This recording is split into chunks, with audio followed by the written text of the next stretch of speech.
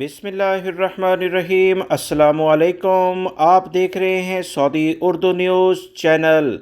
سعودی عرب کے محکمہ موسمیات کی جانب سے الرٹ جاری کرتے ہوئے بتایا گیا ہے کہ 8 مختلف علاقوں میں گرج چمک کے ساتھ بارش کا امکان ہے۔ ابتدائی طور پر ہلکا گرد و غبار کا طوفان آ سکتا ہے، اس کے بعد گرج چمک کے ساتھ بارش متوقع ہے۔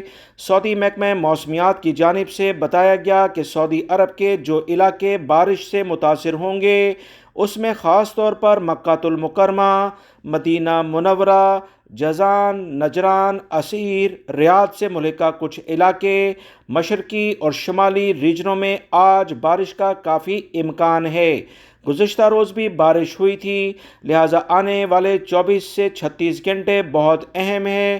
بارش کا سلسلہ اگلے چند روز تک جاری رہ سکتا ہے۔ سعودی محکمہ موسمیات دفاع مدنی کی جانب سے مسلسل SMS کے ذریعے لوگوں کو خبردار کیا جاتا رہا ہے کہ احتیاطی تدابیر پر عمل کریں، نشیبی علاقوں میں جانے سے گریز کریں، ایسی جگہوں پر قطعاً نہ جائیں جہاں اچانک پانی کا بہاؤ آ جانے کی بنا پر رستے بند ہو جائیں اور کئی روز تک یا کئی گھنٹوں تک آپ کو رستہ آنے جانے کے لحاظ سے نہ ملے، جس سے مشکلات بڑھ سکتی ہیں۔